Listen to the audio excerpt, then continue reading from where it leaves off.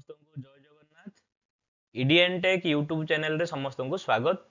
आज video topic रे आमे पॉलिटिकल साइंस इलेक्टिव सब्जेक्ट रो राष्ट्र पाठर मोस्ट इंपोर्टेंट 3 मार्क प्रश्न एवं तार आंसर डिस्कशन करबा। तेणुक वीडियो को प्रथम शेष पर्यंत पूरा देख। जो माने चैनल रे नुआ आसीछ दयाकोरी चैनल को सब्सक्राइब करो एवं अन्य मानन को शेयर करो। वीडियोटी भल लगे निश्चित भाव में लाइक करिवो, जदि कौन सजेशन थाए कमेंट करी जनइबो। तेज चलो आज वीडियो टॉपिक रे आमे पॉलिटिकल साइंस रो राष्ट्र पाठटी रो 3 मार्क क्वेश्चन एवं तार आंसर डिस्कशन करिबा। तेबे प्रश्न नंबर 1 हला राष्ट्र राजनीति विज्ञान रो केंद्रीय विषय वस्तु वर्णना करो। माने राजनीति विज्ञान जो रही पाठ से राष्ट्र होची तार केंद्रीय विषय वस्तु मूल विषय वस्तु किभली वर्णना करने को एठारे कुआ जायछि। तेबे पॉइंट 1 हला जे राजनीति विज्ञान एक सामाजिक विज्ञान जहाँ मुख्यतः राष्ट्र और यार विभिन्न अनुष्ठान संबंध रे आलोचना करिथाए। पॉइंट 2 यह राष्ट्रर गठन, राष्ट्रर प्रकृति, राष्ट्रर सृष्टि, राष्ट्रर विभिन्न कार्यावली तथा राष्ट्र सहित व्यक्तिर संपर्क संबंध रे मुख्यतः आलोचना करिथाए। पॉइंट 3 तेणु गार्नर कहिसंती राजनीतिज्ञ गार्नर कहिसंती जे राजनीति विज्ञान राष्ट्र आरंभ और राष्ट्र रे शेष। पॉइंट 4 रे गेटेलेंको मतरे राजनीति विज्ञान राष्ट्रर अतीत, वर्तमान और भविष्यत विषय रे आलोचना करिथाए। अर्थात राष्ट्र राजनीति विज्ञान रो केंद्रीय विषय वस्तु अटे। जेहेतु राजनीति विज्ञान गोटे सामाजिक विज्ञान तेणु करी यह सामाजिक विज्ञान होइथिबारु समाज रो ऊर्ध्व रे जे अनुष्ठान रहिछि ताहा हेउछि राष्ट्र, जहा कि मनुष्य माने सृष्टि करिसंती एवं एई राष्ट्र किभली गठन हबो, तार प्रकृति कौन रहिबो, किपरि सृष्टि हेछि एवं तार कार्यकलाप कौन एवं ता सहित जड़ित विभिन्न अनुष्ठान गुडी को कौन से संपर्क राजनीति विज्ञान पाठ पूरा आलोचना करिथाए। तेणु करी राष्ट्र होछि राजनीति विज्ञान रो केंद्रीय विषय वस्तु। तापर आसला प्रश्न नंबर 2। प्रश्न नंबर 2 रे राष्ट्रर अर्थ कौन वर्णना करो। साधारण भाषा रे जदि आमे कहिबा राष्ट्र कहिले गोटे देश को बुझाए। गोटे राजनीति विज्ञान भाषा रे ताको आमे राष्ट्र बोली कहू, किंतु राष्ट्र माने गोटे देश। तेबे राष्ट्रर अर्थ कौन वर्णना करो एठी कहै आलोचना करिबा। पॉइंट 1 अधिवासी, निर्दिष्ट अंचल, सरकार और सार्वभौमत्व प्रभृति 4 गोटी उपादान को नहीं गठित राजनैतिक संघ को राष्ट्र कहा जाए। राष्ट्र मुख्यतः 4टी उपादान को नहीं गठित। से 4टी उपादान हला अधिवासी, अधिवासी माने कौन ना लोक संख्या, निर्दिष्ट अंचल, सरकार और सार्वभौमत्व। ए 4टी उपादान को नहीं गठित होइथिबा गोटे राजनैतिक संघ को राष्ट्र कहा जाए। राजनीति विज्ञान भाषा रे आमे सरल भाषा रे बुझिले आमे राष्ट्र माने देश बोली बुझिबा। तापरे पॉइंट 2 रे यह समाज रो सबुठारु शक्तिशाली अनुष्ठान अटे। मु आगुरु आलोचना कली जे समाज ठारु जे उच्च अनुष्ठान अछि से होछि राष्ट्र। तापर आसला पॉइंट 3 रे यह एकमात्र अनुष्ठान जहार सार्वभौमत्व क्षमता अछि। पॉइंट 4 रे एही सार्वभौमत्व क्षमता बल रे राष्ट्र आभ्यंतरण क्षेत्र रे माने निज देश भितर निज देश भितर सर्वोच्चता जारी करि थाए। ता सहित बही क्षेत्र रे माने बाहर देश रे स्वाधीन भाव रे निजे कार्य करि थाए। तापर पॉइंट 5 रे यह एक प्राकृतिक राष्ट्र होछि गोटे प्राकृतिक, अत्यावश्यक और सर्वव्यापक अनुष्ठान। यह होछि राष्ट्रर अर्थ राजनीति विज्ञान भाषा रे। सरल भाषा रे कहिले राष्ट्र माने गोटे देश को बुझे जहा कि अधिवासी बा लोक संख्या, निर्दिष्ट अंचल, सरकार और सार्वभौमत्व ए 4टी उपादान को नहीं गठित होई थाए। तापर आसला प्रश्न नंबर 3।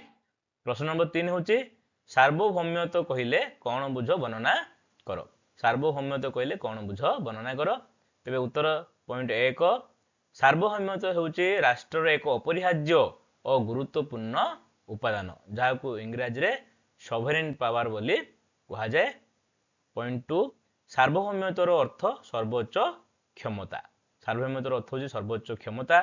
पॉइंट 3 रे एही क्षमता बल रे राष्ट्र आभ्यंतरण क्षेत्र रे सर्वोच्च और बही क्षेत्र रे स्वाधीन भाव रे कार्य करि थाए। पॉइंट 4 रे एही क्षमता राष्ट्र थिबा जोगु राष्ट्र मध्य थिबा प्रत्येक व्यक्ति संघ और अनुष्ठान राष्ट्र आनुगत्य स्वीकार करथांती और राष्ट्र तार वैदेशिक नीति को स्वाधीन भाव में नियंत्रण करिथाए।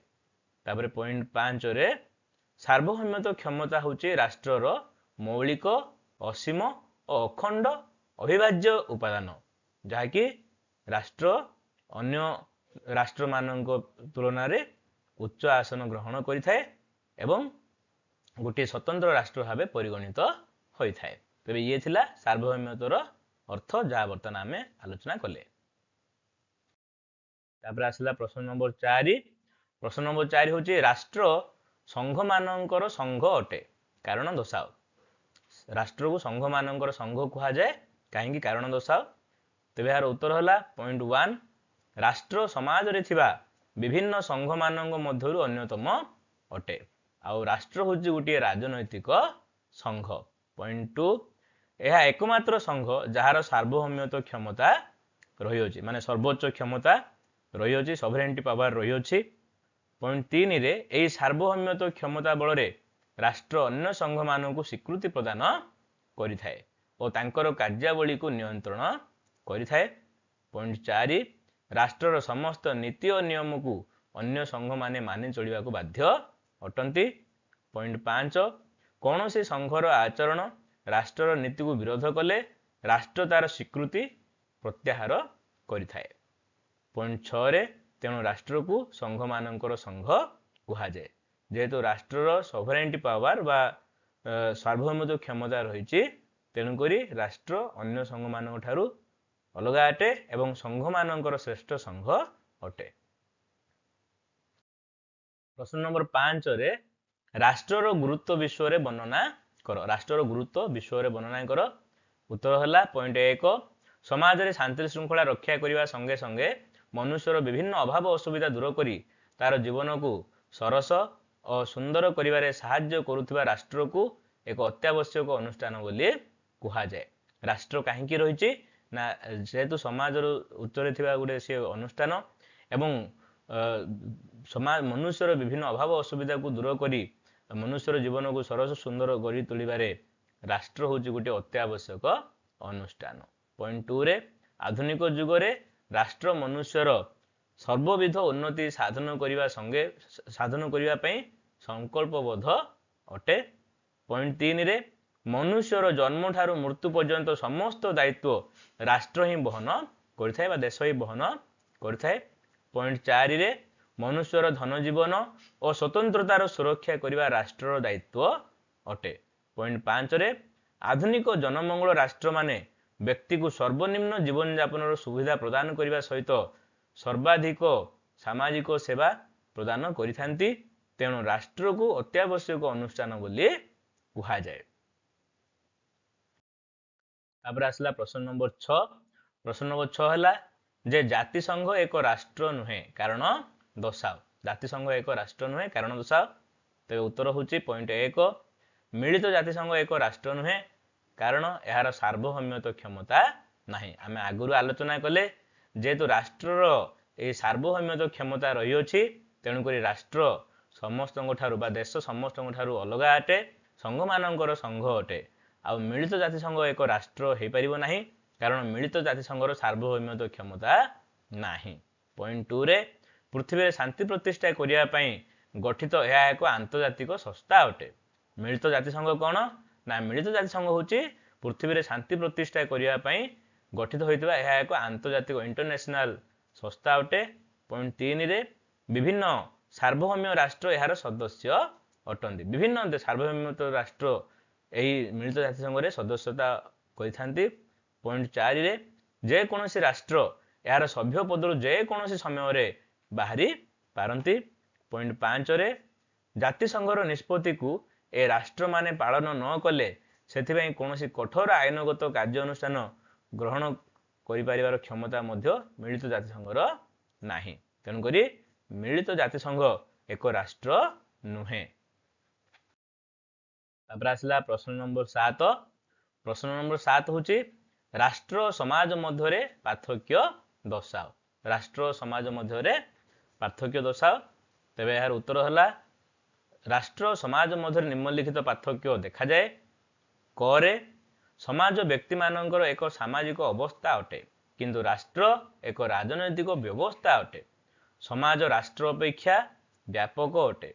पॉइंट 2 रे राष्ट्र एक निर्दिष्ट सीमा बा अंचल थिबा आवश्यक होइथाय किंतु समाजर एपरि किछि नथाय। पॉइंट ग रे समाज समस्त प्रकार मानवीय क्रियाकलाप और संपर्क सहित जड़ित किंतु राष्ट्र केवल केतेक निर्दिष्ट मानवीय संपर्क सहित जड़ित होइथाय। पॉइंट घ रे समाज राष्ट्र अपेक्षा एक बृहत्तर संगठन। समाज राष्ट्र अपेक्षा एक बृहत्तम संगठन। पॉइंट ग रे राष्ट्रर सार्वभौमित्व क्षमता अच्छी किंतु समाजर सार्वभौमित्व क्षमता नहीं। तेबे ये थिला राष्ट्र और समाज मध्य थिबा पार्थक्य जहाँ बर्तमान आम आलोचना कले। प्रश्न नंबर 8 रे राष्ट्र और संघ मध्य पार्थक्य दर्शाओ। राष्ट्र और संघ मध्य पार्थक्य दर्शाओ। तेबे यार उत्तर है राष्ट्र और संघ मध्य निम्नलिखित पार्थक्य देखा जाए। पॉइंट क रे राष्ट्रर सदस्य हेबा व्यक्ति पक्षरे बाध्यतामूलक अटे किंतु संघर सदस्य हेबा इच्छाधीन अटे। पिला माने राष्ट्र कहले सरल भाषा रे गोटे देश को बुझाए। एटा मन रख, गोटे देश को राजनीति विज्ञान भाषा रे राष्ट्र कहा जाए। राष्ट्रर अर्थ देश। तेबे देशर सदस्य हेबा व्यक्ति पक्षरे बाध्यतामूलक किंतु संघर सदस्य हेबा हमर व्यक्तिर इच्छाधीन अटे। ताबरे पॉइंट ख रे राष्ट्रर आयतन बा भौगोलिक सीमा निर्दिष्ट होइथाय किंतु केतेक संघर निर्दिष्ट भौगोलिक सीमा नथाय। पॉइंट ग रे राष्ट्र एक स्थायी संस्था अटे किंतु संघ अस्थायी अटे। जेहेतु देश सी गोटे तेणुक देश सब स्थायी अटे किंतु संघ अस्थायी अटे। पॉइंट घ रे राष्ट्रर सार्वभौमित्व क्षमता रही मात्र अन्य संघ मानकर यही सार्वभौमित्व क्षमता नाही। एवं पॉइंट ग रे राष्ट्र अन्य संघ मानकर कार्य को नियंत्रण करुथबारु राष्ट्र को संघ मानकर संघ कहा जाए। तेबे ये थिला राष्ट्र और संघ मध्य थिबा पार्थक्य। प्रश्न नंबर 9 रे राष्ट्र और सरकार मध्य थिबा पार्थक्य दर्शाओ। राष्ट्र और सरकार मध्य थिबा पार्थक्य दर्शाओ। तेबे उत्तर है जे राष्ट्र और सरकार मध्य निम्नलिखित पार्थक्य देखा जाए। एक नंबर पॉइंट होची राष्ट्र स्थायी अटे किंतु सरकार अस्थायी अटे। सरकार कौन ना जेउ दल भोट रे अंशग्रहण करती एवं अधिक भोट पाई सरकार गठन करती साकु आमे सरकार बोली कहि थाउ। जहाँकि प्रति 5 वर्ष हो बा 5 वर्ष पूर्व मध्य से सरकार भांगी जाए थाए। तेणुकरी आमर देश बा राष्ट्र स्थायी अटे किंतु सरकार अस्थायी अटे। पॉइंट 2 रे राष्ट्रर सार्वभौमित्व क्षमता अच्छी किंतु सरकार सार्वभौमित्व क्षमता नाही। पॉइंट 3 रे समस्त नागरिक राष्ट्रर सदस्य अटंती किंतु अल्प केतेक नागरिक सरकार सदस्य अटंती। जेउ दल सहित संपर्क सदस्य मानकर थिबो ताकू ही आमे से सरकार बोली कहि परिबा किंतु समस्त व्यक्ति राष्ट्रर सदस्य बा नागरिक अटंती। पॉइंट 4 रे नागरिक माने राष्ट्र को विरोध करि परिबे नाही किंतु नागरिक माने सरकार को विरोध करि परिबे। निश्चित भाव में जदि सरकार भल काम करलेनी तेबे गोटे राष्ट्र बा देशर नागरिक माने से सरकार को विरोध करि परिबे किंतु राष्ट्र बा देश को विरोध करि परिबे नाही। पॉइंट 5 रे राष्ट्र अदृश्य माने देशटा को आमे केमिति मानचित्र रे देखि परिबा आखि आगे आमे देखि परिबा नाही एमिति ओ अवास्तव अटे किंतु सरकार दृश्य और वास्तव। जेहेतु सरकार केतक लोक नहीं गठन होता है तेणुक सरकार कहले साधारणतः आम गोटे दल आम सम्मुख को आसी थाए यही राजनैतिक दल सरकार गठन करिछि आमे से मानकु देखु जानू सब से विषय रे शुणी था तेणुक से वास्तव आ दृश्य अटे। तेबे ये थिला राष्ट्र और सरकार मध्य थिबा पार्थक्य। समस्त को धन्यवाद। बर्तमान आमे राजनीति विज्ञान रो थिबा राष्ट्र पाठटीर इंपोर्टेंट 3 मार्क क्वेश्चन एवं तार आंसर डिस्कशन करुथिले। आशा करे यह तुमर परीक्षा उपयोगी होई परिबो एवं वीडियो जदि भल लागुची वीडियो को लाइक करो एवं अन्य मानू को शेयर करो। चैनल रे नुआ आस्थिले प्लीज चैनल को सब्सक्राइब करो। So wish you all the best. Thank you to all.